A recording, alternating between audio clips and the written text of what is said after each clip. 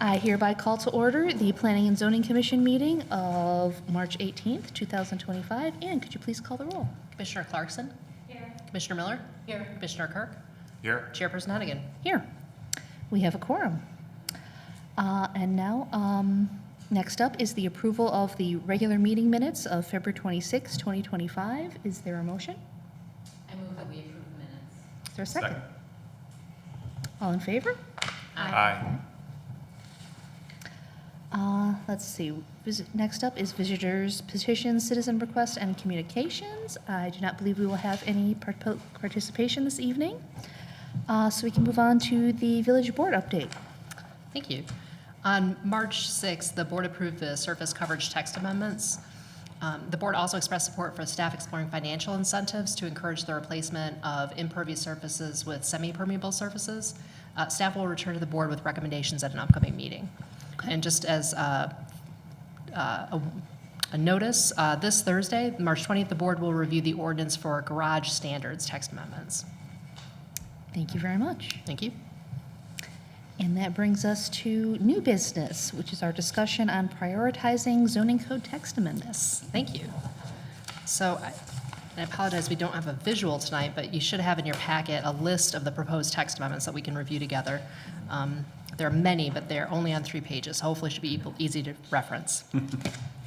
So I'd like to review these, add any comments that you may have to my list, and prioritize the next few amendments. I don't think we need to necessarily prioritize all of the following, but kind of look at what our next steps are. The origin of the amendments and the staff time that I estimate it'll take to accomplish them are listed just to provide a little bit of context. So this includes staff recommended, PZC recommended, and citizen recommended. And I grouped the amendments together in themes, and we can adjust those as we see fit. I would like to suggest that we start with 2 categories that we pair together, minor code amendments and process amendments. So the minor code amendments start at the bottom of page 1. These are relatively small changes to the code that don't require a great deal of staff time, but they will definitely improve clarity in the code. So correcting inconsistencies, clarifying language. The second group are process amendments. They start on the bottom third of the second page. These require generally a moderate amount of staff time, but they will generally streamline the review process for applicants and provide more flexibility for the village. And we can go into all of these as we review them, but I just wanted to give you a notice about what staff's recommendations are in terms of next steps. And then if you want to, we can review the different categories, talk about the different amendments, and then I'll get your feedback. Great. Yeah, so if we can start with those minor code amendments, that would be great. Sure. Yeah, we can move to, that is at the bottom of page 1. So under fence standards, the first minor code amendment we have is, I believe this was a recommendation from Commissioner Miller, and this was consider the definition of grade and how average grade is calculated. So that would provide a little more clarity in the code. I don't think that we have a definition of grade or how to calculate that, but we do refer to the average grade in the code. So that seems fairly simple to accomplish. Yeah, I would say if we don't have a definition, we definitely should have one. I think we should have one at the very least. In the building height definition, there's some reference to how you determine grade Mhm. for a new house, and it's like the level of the front door or 3 feet above that. It's very confusing. Maybe some Which- illustrations can help My clarify. initial impetus for that was houses that are sort of built up, so they're artificially above the grade already because they were built on like a little hill. And then you're going to measure the grade as the new artificial higher level. So I felt that was inappropriate. Mhm. Shouldn't be allowed by right, that someone can change the grade, the natural grade of land and then say, oh, this is the grade, so. Oh, I see. So we can take a look at that. I think illustration would be helpful. Yeah, I think very much so. The next one has to do with utility connections for accessory buildings. This came up when we talked about our accessory buildings text amendments a couple of years ago. We specified that any utility connections that are made to accessory buildings on the property have to be extended from the primary structure. So if you have plumbing or electrical going, or I suppose a gas line going to your pool house, to your garage, to your carriage house, that has to be extended directly from the primary residence. what we're finding is the problem, or one of the issues that folks are having who want to put in an EV charging station is that their garage is very close to a ComEd pole, and it would be much less expensive to connect directly to the ComEd pole. And I think we'd like to encourage folks who want to install EV charging stations to do that. So the recommendation would be to make that exception. I think that's something we can certainly talk about, but of all the text amendments on this list, that's the one I have the most concern about, because it does conflict with the National Electric Code, which Okay. only allows service, one service per property, which is really a safety concern, because if you have first responders coming in, shutting off the breaker at a house, they're assuming that's taking care of the whole property. Okay. If there's a second service on the property, they're not aware of that. There can be live electricity flowing, and when you have interconnected equipments, that can cause a potential hazard. So I don't know that I'm really in favor of that, but certainly we can talk about it. I'd like to research it. Most of these are at a starting point. They're not at a point that the staff can put a lot of research into it, but I heard that Oak Park changed the regulations, so I'll reach out to them and okay. see, how they handled that, if they had similar concerns about the multiple shutoffs. Okay.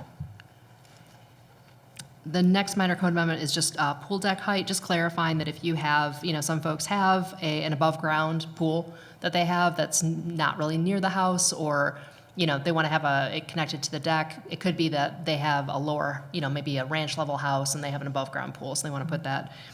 I think generally staff would allow that, understanding that that's not the intent of the code, but I'd like the code to be clear to state that they can have that. Moving on to page 2, at the top of page 2. We want to make sure that our pool setback requirements are in line with what the building code requires. It's a 10-foot setback for the building code. The zoning code was less than that. So we want to make sure the zoning code matches as at least what the building code is, but no less than our existing distances. Below that is just to add language to the text amendment section to refer to a requirement that is in a different part of the code. So the preservation section of the zoning code is in a different section than the zoning portion of the municipal code.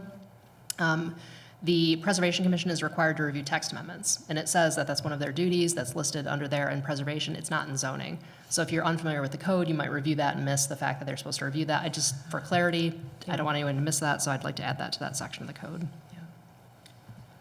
And then the next section is regarding distinguishing between an alley and a street to provide standards for fences along alleys. That has come up before as an issue. Folks want to put in a fence along their alley. I think generally the consensus is that's acceptable at a higher height than along a street. Mm-hmm. So I'd like to examine that and make sure that we have that definition available. Yeah. So that's it in terms of minor code amendments. I'm sure there are things that as I'm reviewing this will come up, and I may add some very minor language changes, but those are the minor code amendments. So, Ann, did I understand correctly that the minor code amendments and process amendments are the ones that for you seem to rise to the top? I'd like to group them together and put them first. Okay. They're, again, because they're minor, for the most part, these don't affect people, I figured greatly. What I'd like to do, though, is to get them taken care of. Sure. And I think there's a benefit in economics of advertising and having our attorney review everything kind of at the same time. So lumping these together with process, which I think is more important and valuable, I think would be helpful. Great. Yeah. I like that. Moving down to process amendments, that's in just under the second half of the second page. We start with, these were 2 PZC recommendations, ensuring that the review standards for special uses and text amendments, going through those, making sure that those make sense, that we're using up-to-date language, that we're not being redundant. So it's more of a minor process amendment, hopefully. The next one is something that occurred to me when we were combining lots recently for residential property. We've got another lot combination coming up. We have the same requirements for subdivisions that we do for lot combinations. Generally, I think folks are not opposed to lot combinations. They have concerns about subdivisions. And I understand that the process for subdivision should be greater, more public involvement, things like that. In the previous community I worked for, lot combinations were all handled by staff. There was no required to do it by ordinance or go to the board. We'll look at state statute and see what's required of us and see if there's any downsides to allowing lot combinations by staff. But I would like to consider that just to reduce expense and time on the applicant side. I've seen that as very common in other communities. Is it true that sometimes you have a lot that you have tiny slices, and it's lot 1, a lot 2, or whatever, so it's really just a hassle. If someone wants to clean up the title when they buy the property, then that's a perfect situation for just having staff do it, I think. That's exactly it. We want to encourage folks to combine those lots, get them taken care of, and not burden them with, a couple $1,000s in application fees. In terms of the next 2 process amendments, or the last 2 process amendments, which are also the next 2, we want to review our review times. We've had occasions where we've had, this is both in terms of the time that we need to review applications and in timing of meetings. So the code is specific. You have to, within X number of days of this decision, make a decision with this board. Staff certainly doesn't want to delay any applications, but there could be times due to holidays, other application items, staff workload times that we'd like more flexibility. So what we want to do is check the state statutes, make sure that we're meeting those, and give ourselves more flexibility that way, so that we're not burdening any board or commission with too much work at one time.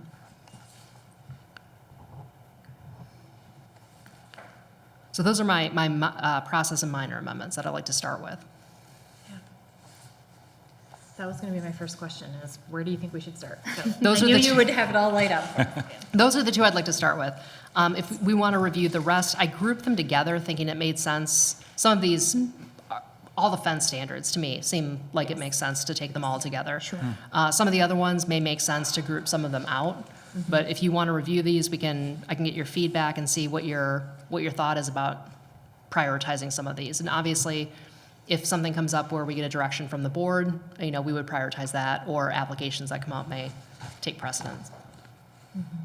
Well, when I looked at all of these, I sort of put numbers next to each one, and then I kind of grouped them together, and then put, my highest priorities would be, the grade issue actually was my number 1 priority. I have fantastic news. Because it's so basic. We're in agreement. Even though it's not going to affect many people, and then I had, along with the highest, the minor code amendments, the fence standards, just all grouped together, and maybe the encroachments. I wasn't quite clear why they were all, because those all impact people, I thought, most. People who are coming before you, people in just their everyday life, and they have a neighbor who doesn't have a fence, it's compliant or whatever. So those were all sort of in my top line. And then I had the process review on sort of secondary, but if it's important to you, I think that's totally fine to put those in. So I would also add in, the fence standards and encroachments, and then maybe after that, sort of all those parking requirements and landscape requirements. Sure. Which I think have turned out to be important, but I don't know if we're going to have a lot more projects coming in front of us anytime soon. When I was thinking of priorities, I was thinking, who's most affected first? I want to get the process improvements taken care of. I think that's important. And in terms of applications, I don't know that we have any pending applications that would be affected by these other than subdivisions, which is covered by the lot combination section that we're going to do in process improvements. Certainly, I agree with you that parking lot design standards are important, but not immediately pressing, because I don't know of any new development that's happening. Right. But I did wanted to point out a couple of things. We had, let's see, number 3, it at least is worth a conversation. It may not need to be grouped in with building design standards, are the building design standards for public works. So we are going to be, I know that there is a potential project on the public works property, which is in the Riverside lawn area, so across the river. They are they're not zoned. So any property that is not zoned in the village is automatically zoned R1AA, and has to meet those design requirements. And so there's building design requirements for the R1AA district, which isn't necessarily compatible with the type of, I don't want to say light industrial, but effectively public facilities use that they're using. So if public facilities wants to build a building that does not use those materials, they would have to get a variation, which seems a little bit onerous to me. So I think it could be worth combining, maybe pulling that out and combining that with our first set of amendments to have a discussion about that. We could carve out and say, for properties in this geographical area, you are exempt from building design standards. That saves us from having to rezone all of the properties or carve out special design considerations. Obviously, the building is still going to be reviewed by, staff and the board, so we'll still have some control over what the building looks like. I think that makes a lot of sense, especially since that is a different code section from the other two building design standards. Sure. So it would make sense to keep those grouped together. And the other two building design standards, I think, could maybe be taken at the same time as the fence standards, because as a whole, that grouping seems to be a relatively easy lift. Oh, those are. I think those are relatively, I think research on my part to understand why we got to the point of requiring the materials that we have, understanding what they look like, and being able to document and say, here's an example, of what we have out there, how much is conforming, how much isn't. That's I think why the second one is a moderate staff amount, but I would agree with that. I think we could group those with fences. But yeah, that could be a good number that we could take off the list pretty Sure. quickly.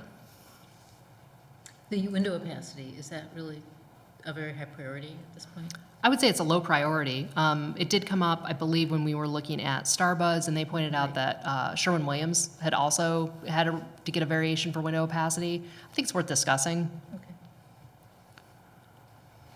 The fewer variations that we can require folks to get, I think the better. And if it's come up a couple of times, I think it's worth talking about. Oh, the other one that I wanted to mention is this number 4 on the list, driveway width standards. So I know we've all been talking about driveways and garages quite a bit. I noticed that there were a few properties in town that are larger properties, so wider with bigger lawns, that have a single front-loaded garage, which means that if you have more than one car in the household, you're constantly shuffling cars back and forth. It seems to me like there could be an opportunity, depending on the size of the property and therefore the impact of having more hardscape on the property, to extend the driveway to give you just a little bit of relief from having to shuffle cars. If you've got a couple of kids in the house, especially teenage drivers, that could be a lifestyle challenge for folks. I mean, having teenage drivers is a lifestyle change regardless. For sure. But this isn't something, the point 4 here isn't something that was, it's not something that was an issue created by the new design standards that the committee passed. Certainly not created, no. Okay.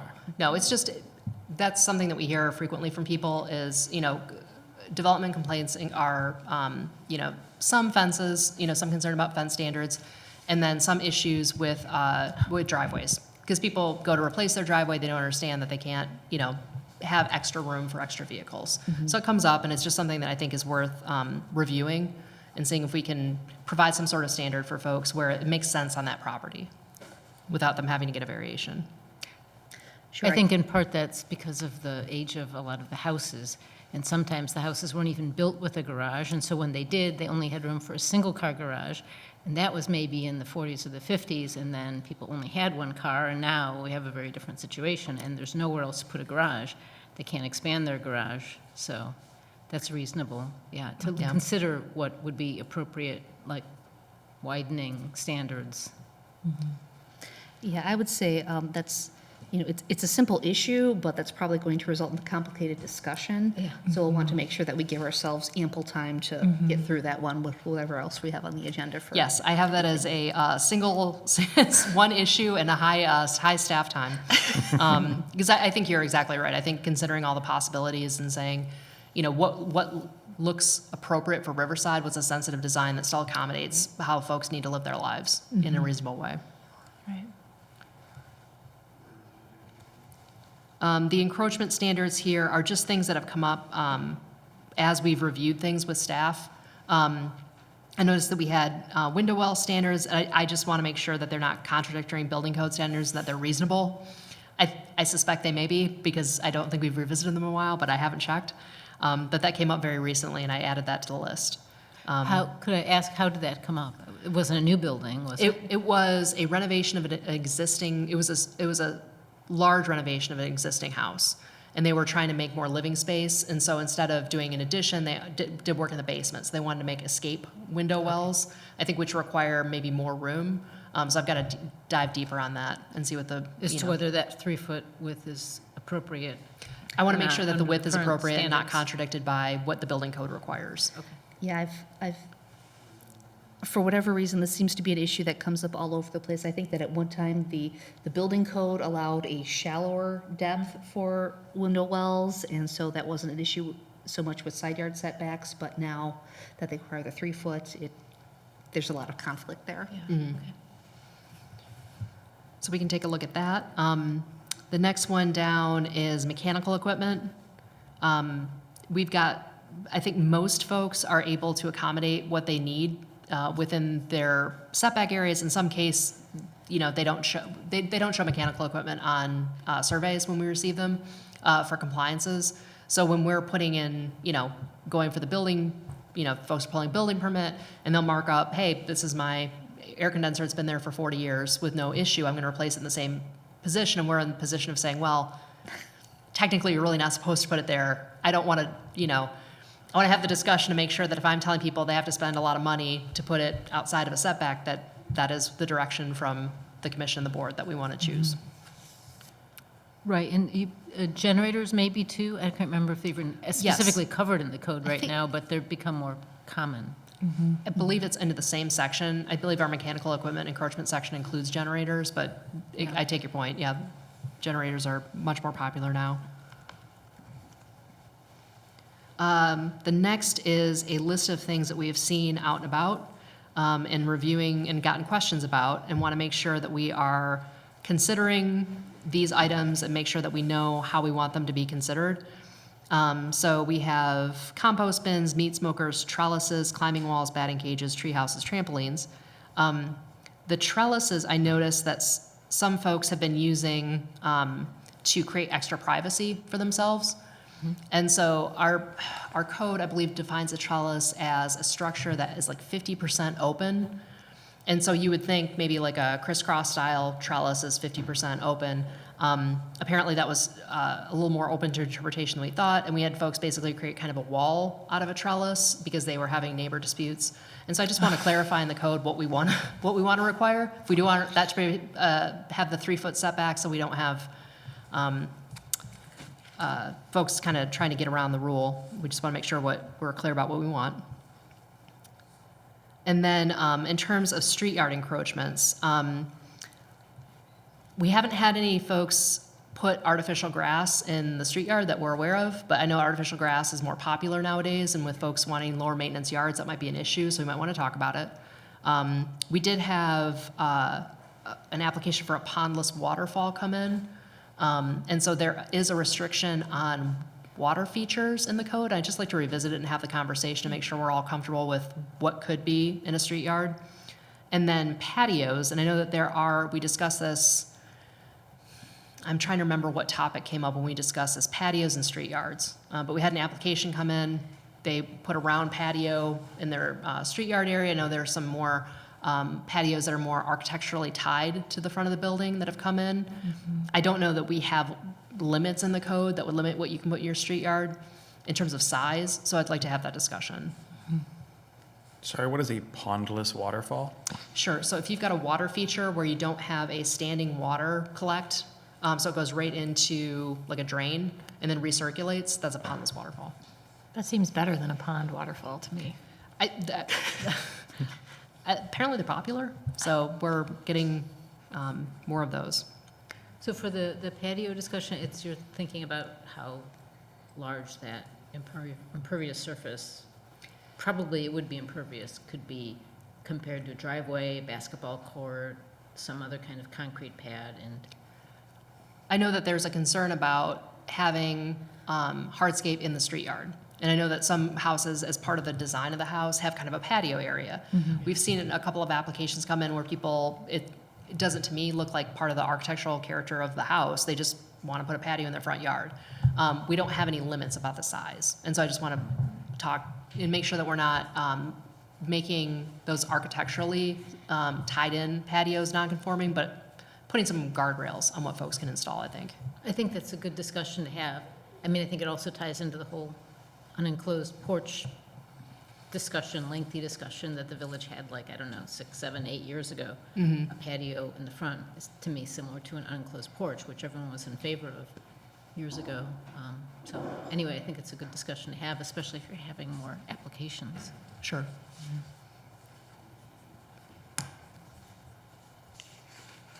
So those are encroachment standards.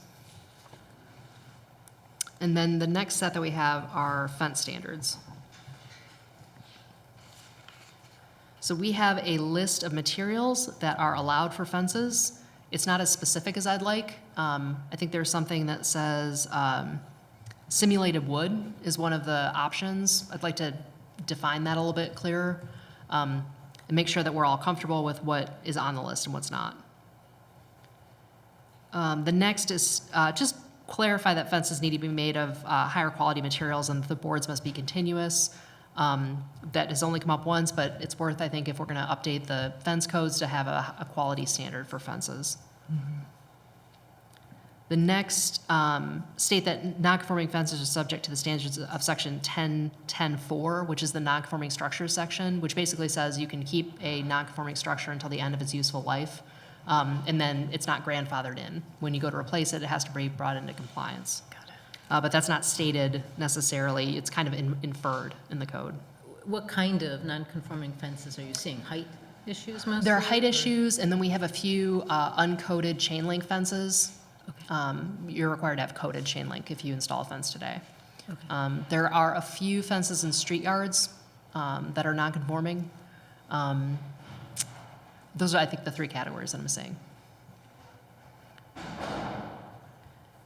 Okay, the next section is about fences next to alleys. So this is for consideration. We have a number of fences, depending on your interpretation of the code, are conforming or non-conforming.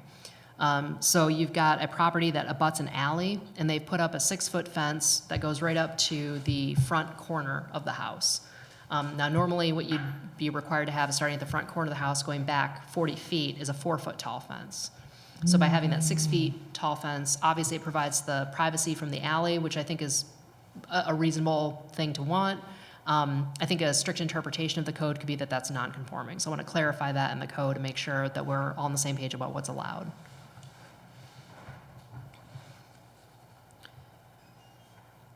The next section was a citizen request. It was that same issue of having that 4-foot tall fence along the side of the house. They said, I live next to a multifamily building. I'd like to have a 6-foot tall fence along the side of my house. That's currently prohibited by the code. There's no differentiation or allowance for a taller fence when you have two, not unalike uses, but different uses. So single family versus multifamily, a taller building. So I'd like to take a look at that.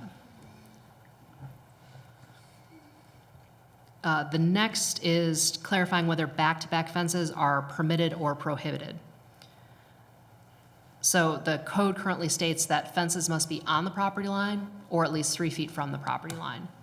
And I believe and this was prior to me joining the village, so I don't have any context. My understanding or my belief is that you wouldn't want back-to-back fences mostly for maintenance issues. So having that 3 feet allows you to get in with lawn care equipment, replace split boards, things like that. We've had a number of folks, now it doesn't say, specifically doesn't use the word back-to-back fences are prohibited in the code.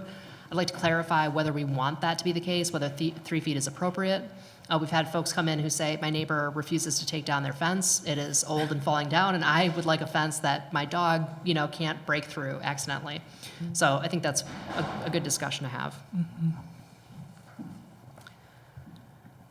The next section is to consider allowing administrative waivers for some fences. The example I gave is on properties where there's no backyard, for example.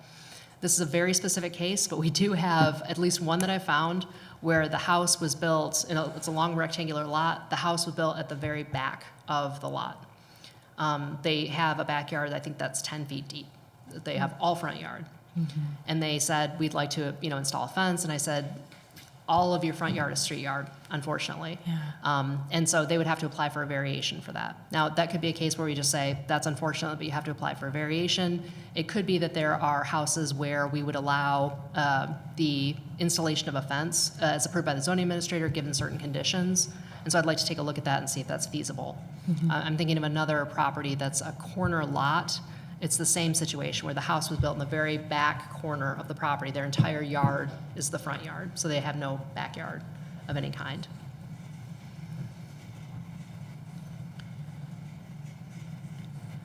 The last fence standard is a clarification.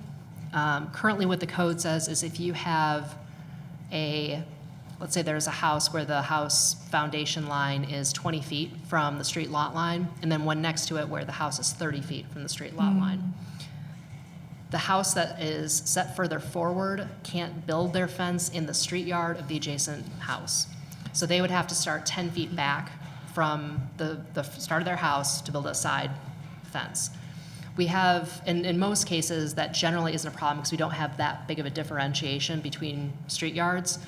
We have on a curved road, I notice, a very large difference, a 40 feet difference between the front of a house of one property and the front of another. So I'd like to clarify that in the code, how you measure in those cases.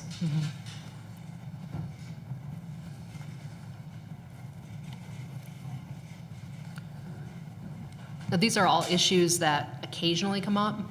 I would say I would generally rate these as moderate priority. I wouldn't put them as high priority, but they do come up and we would like to clarify these. So for your reference point, that's where I'd rank them. I do like the idea of sort of grouping them all together. I envision, having, it's helpful to have like the diagrams and everything all together at once. Like now I've said this before, I can't stop looking at driveways everywhere I go. I was just in Naperville today and I was like, oh my gosh, that is not Riverside. Like, The curse of zoning is you start to see things in a different way. So moving on, that is the last of what I have on page 1. Moving to page 2, under minor code amendments, we have our set of parking lot design standards. And these primarily came up, I believe, as a result of reviewing our more recent developments.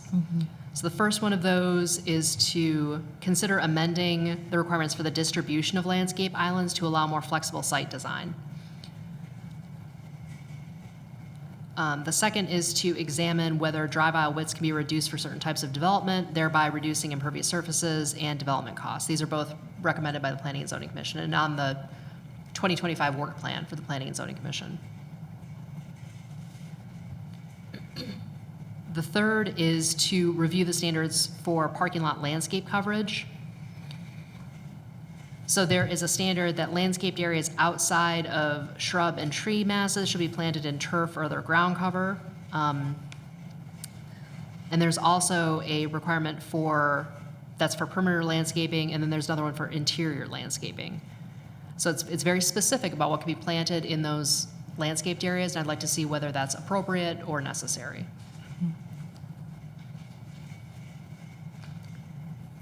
The next is regarding buffer yard requirements. So I know there was discussion when the planned unit development at 28 to 30 East Burlington came in. There was a buffer yard on the back of that property, which I think some of the planning and zoning commissioners felt was unnecessary. So I'd like to take a look at buffer yard requirements, especially if you have a fence separating two properties. Is it necessary to have a buffer between the parking lot and the fence? The next is consider clarifying that invasive non-native plants listed in the section 10.12.5 shall not be planted. Now, we have a list of invasive and non-native species, but it doesn't say you can't use them necessarily. We do encourage folks to use, and everyone has been cooperative so far, but it seems worth stating if that's our goal. The next is specifying standards for the width of drive-through lanes. It's just not stated in the code. I'd just like to clarify that. And then the last of the parking requirements is slightly different, and this was a PZC priority, and this is to look at the minimum parking requirements for some uses in the TOD areas. So for example, schools like Central Hauser are not permitted to reduce their minimum parking requirements even when they're within proximity of a transit facility. So I believe Commissioner Miller brought this up, I believe. Please correct me if yes. So we wanted to take a look at those parking requirements for the TOD and maybe other areas of the village to make sure that they're not too high. Yeah, just to not force parking on those entities. Again, those projects might not come up for another 40 years again, Sure. But before there were like very high requirements that you'd have to have parking and you'd have to make an application to reduce them. So, yeah. I think it's worth taking a look at. After that, we move into process amendments, which we've already discussed. And then the next is residential bulk and design standards, the next category. The first one in that is we received a request from a citizen who has a property, I believe on Quincy or Burlington, I forget which, and it's in, I believe, the R3 zoning district. So those are some of the smaller lots which means that in a lot of cases, the house and the garage effectively cover the entire allowable building coverage on the lot, which is 30%. So there are a number of non-conforming properties in that area that have additional building coverage. This gentleman came in and wanted to build a deck on the back of the house. They were already exceeded their building coverage standards. So because a deck in his house was elevated, such that basically the deck would have to be, any deck taller than a foot counts towards building coverage. His deck would have to be, to effectively be usable and reasonable, would have to be higher than a foot and therefore count towards building coverage. I explained that he could apply for a variation. He didn't want to go through the process. Recognizing that there are a number of properties in that district that may be in a similar situation, I thought it would be worth looking at.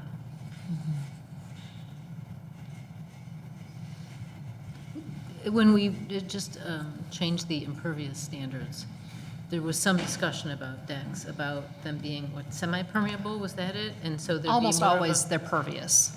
Pervious, so, Because But they'd most, still the way count that they're as- built, most folks build them to be pervious. Yeah. Uncovered, space between the boards, over a pervious surface, gravel or dirt.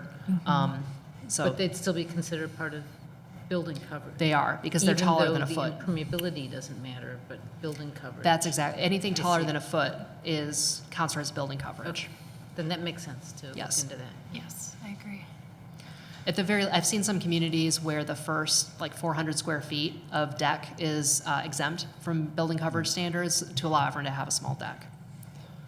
I think that might be more the issue than exempting it in certain zoning districts, is really looking at how we treat decks as a whole. If those should be, if we should have, those should be, have building coverage applied to them. Sure.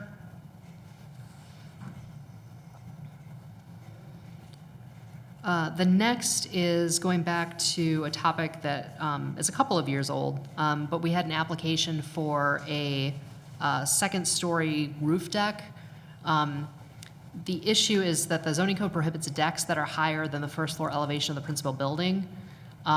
Typically, though, the village has permitted second-story decks, depending on how you define deck. And so my idea of a roof deck always was, if you had a garage, and you had a second floor that looked over the garage, well, that was your roof deck, and that's what everyone colloquially called it. I'm not sure that that's what it's meant in the code, and so I'd like to define that and just clarify, because plenty of folks have either that arrangement or some sort of walkout on a second floor that I don't think is a deck, but needs to be defined in some way, so that we're not prohibiting it. Moving on to the top of page 3. This was a PZC recommendation to ensure the maximum allowed heights in residential districts are appropriate for Riverside. So that's part of the 2025 work plan. And then moving into the sustainability category, which is a little bit broad, and we might want to pull some of these out. Starting with nuisance lighting, the first is to consider refining the village's lighting standards to reduce nuisance lighting. So certain lighting fixtures such as automatic sensors may not be appropriate in some areas. So I haven't had a chance to investigate this yet to see what regulations we have in the municipal code that may cover this, but that was what was brought up for the work plan, and I'm putting that on there. The next was another PCC recommendation to evaluate and update the mitigation requirements for the removal of parkway trees to ensure the long-term sustainability of those trees.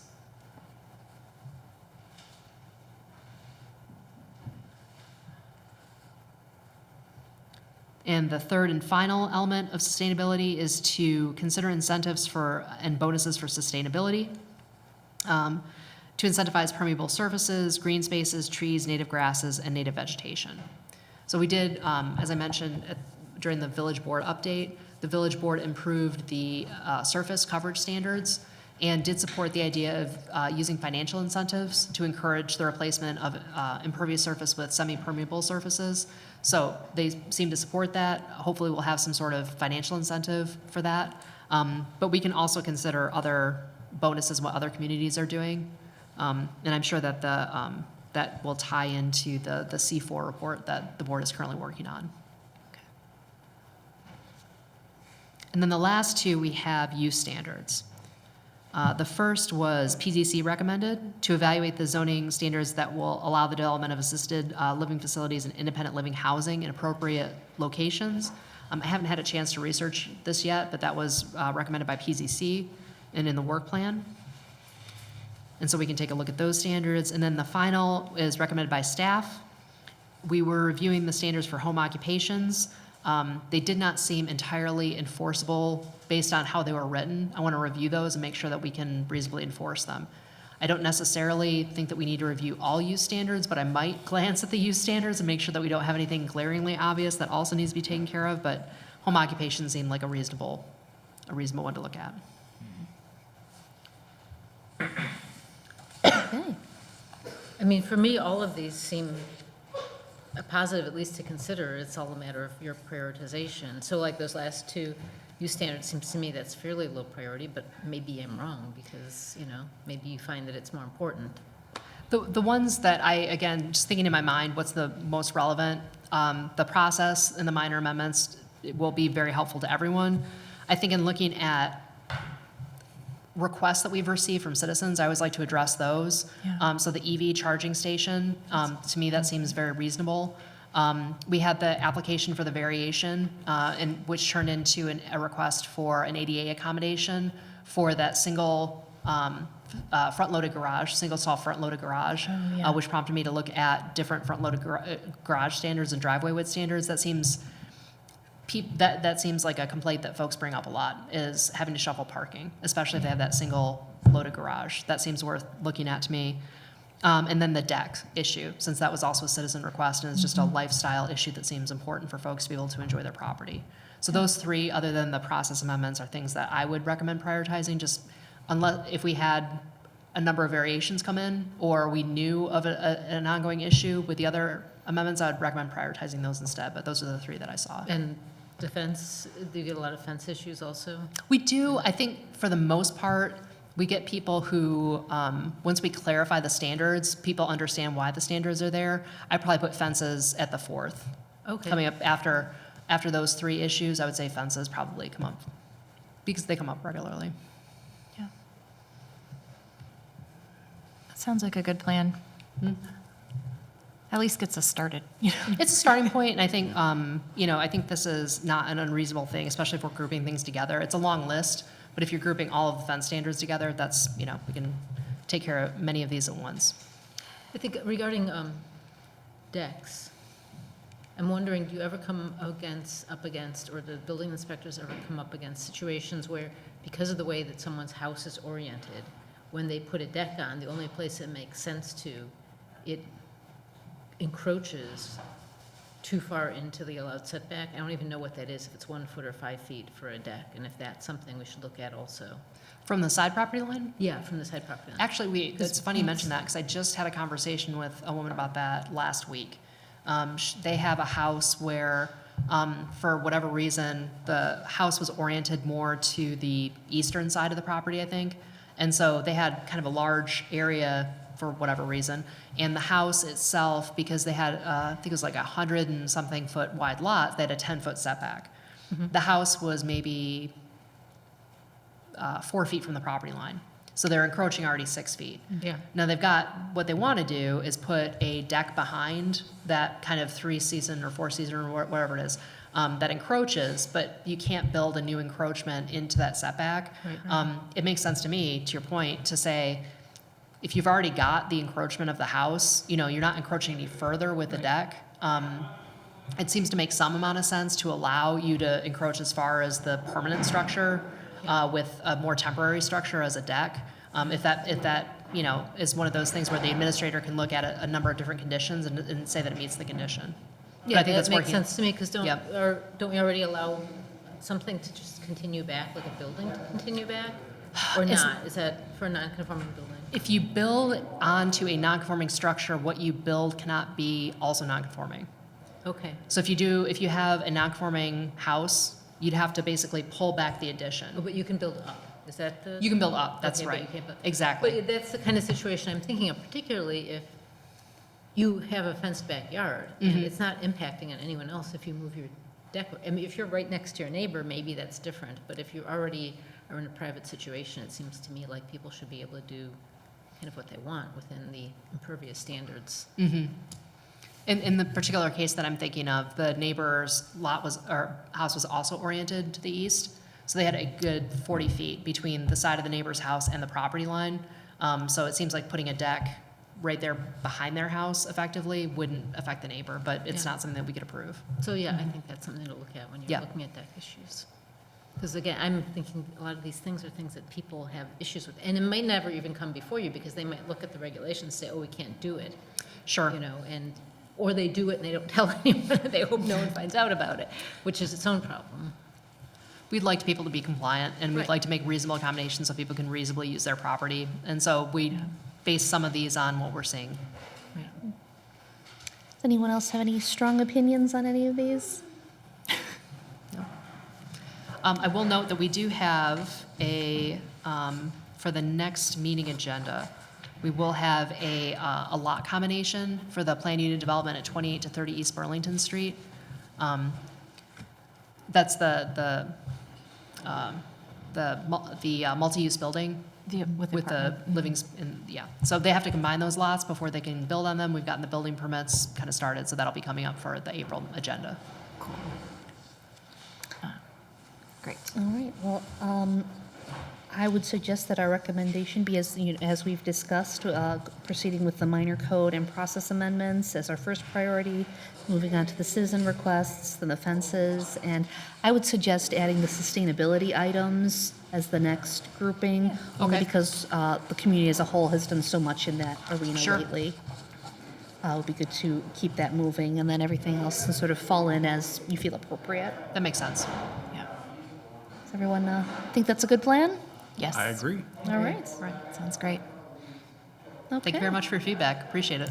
You're welcome. Thanks for having it so organized. Yes, much appreciated. Sure. Always. All right.